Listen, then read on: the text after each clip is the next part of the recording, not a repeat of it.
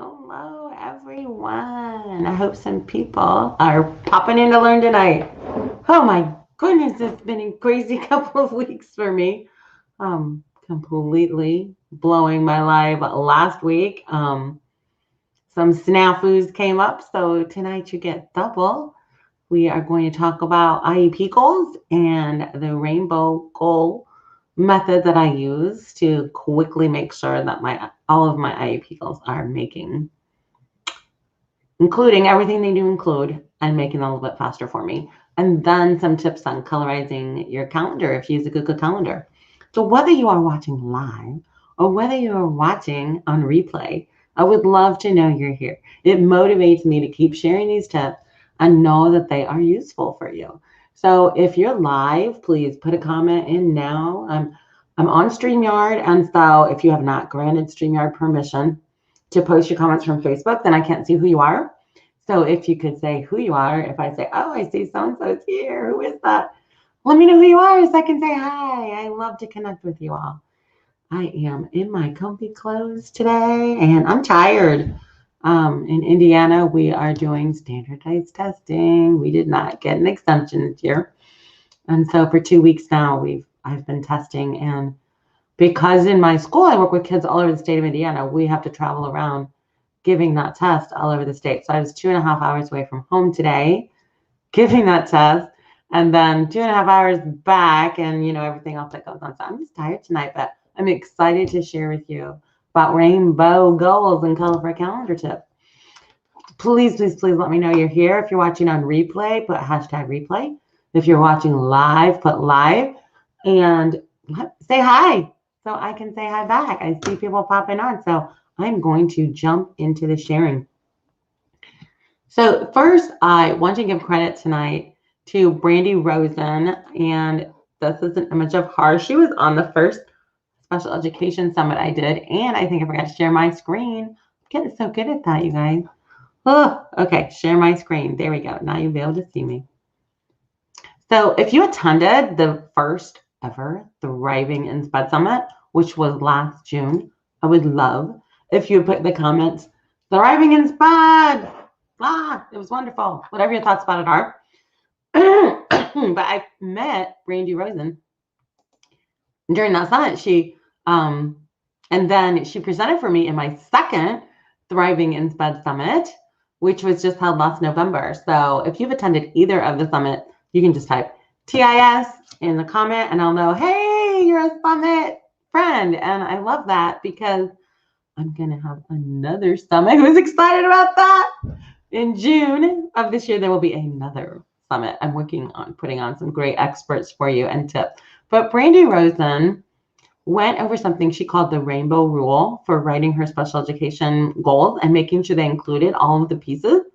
And I have already had a color coding way that I did my IEP goals, but I love the way she called it rainbow. So I modified mine to fit that. And so if you want to take a screenshot of this, you can get Brandy's and little snapshot of how she discussed a rainbow rule, and including the date, location, skill, accuracy, consistency, and measurement. And I just have a little bit different twist on it.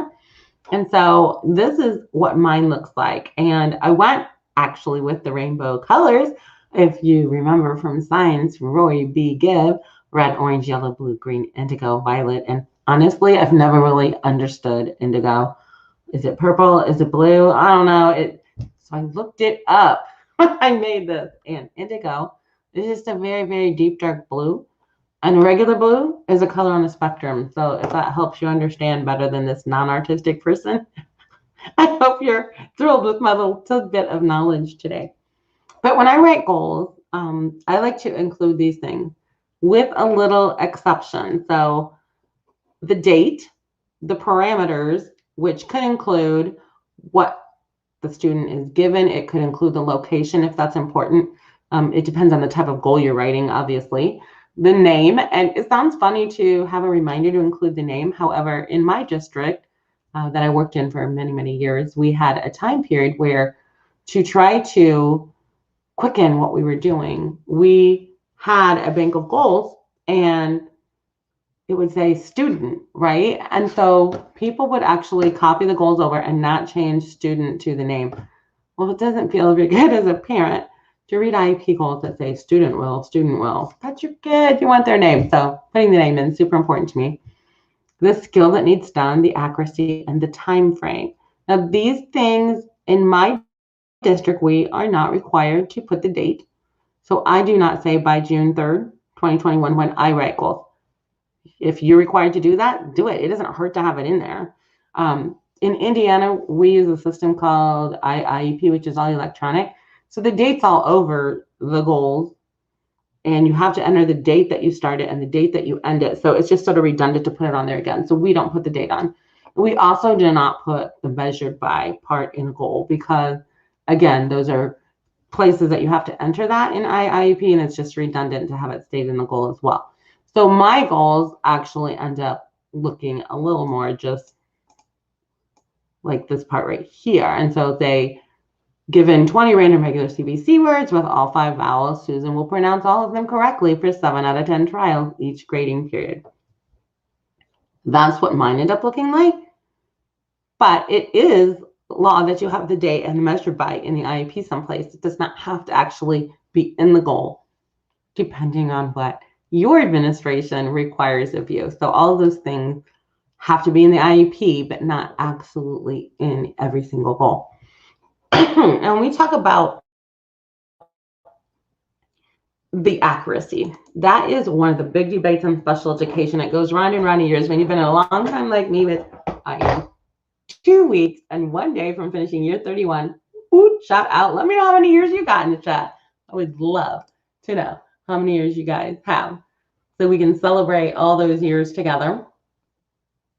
Whether it's 1, whether it's 21, or whether it's 101, it's great to be in special education. And I hope you do feel like that. And I hope the things that I share with you help that make you feel great, help give you a little bit of pressure off of what you're doing every day. And it's Teacher Appreciation Week, so I want you to know how much you're appreciated. And if nobody has said thank you to you yet and you're appreciated, then I want to say that to you. So I celebrate you as teachers. What you do is hard work. What we've done this year is the hardest work we've ever done, teaching through a pandemic. And our kids are okay, and we're okay, and we're going to come out on the other side even better. And things are getting back to normal in the United States, and depending on where, that's not always the case. But I think we're all excited to hope that we will have a more normalized school year next year. Anyway, back to this. Accuracy is, I think, one of the most debated and back and forth items that I've seen in 31 years. So how can you create a list out of 10? Several years ago in Indiana, it was percentage. So you had to say with 84% accuracy. You actually had to type it like that. So instead of this, you would have pronounce all of them correctly with 80% accuracy, and then your trials. And now they don't want percents in IEPs. A lot of people in the state of Indiana don't want any percents in IEPs. I find it difficult to measure some goals just on trial, especially things like non-observable behavior when kids are in a virtual environment. And so we have been allowed to put in several instances, we're able to put for 85% of observed instances. And again, this is, I can't tell you how you have to write your IEP according to the rules that you're given in your district and by your administration, but that is a way that we have seen a lot of IEPs, so that, because we don't know how many times you're going to see those kids and actually measure it. When we went virtual with so many things, it became difficult to get 7 out of 10 trials if you could not even get your student to show up for 10 sessions. And so we began doing this a lot more. We use this when we can control it better, and when we cannot control how many times something might be done, we use this. So for an instance, on when it's more difficult to control in my virtual environment, a lot of our kids on IEP, what they don't do is they don't advocate well for themselves. They won't ask for help when they need it. But we don't know how many times they're actually going to need help in a grading period. So it makes much more sense to say, we'll get help before stepping away from their schoolwork for more than 3 days or more than 2 days. We have kids who will just stop working because they get overwhelmed and want to ask for help. And so when you do that, you don't know how many times it's going to happen in a grading period in a semester or whatever that measurement criteria is. And so saying the observed instances helps cover that and make sure that you're able to report accurately on a goal. So that's my little tidbit on goals for you. And again, I appreciate so much if you would comment. I know I saw there were 5 or 6 people popped on here, and I would love if you would just say a comment to keep me going. It makes it easier to come on here and do these lives if I know that you all are appreciating it. Because it's Teacher Appreciation Week, and I appreciate it too, right? Calendar tips. This is the one that was supposed to come last week. So color coding, you all were interested in.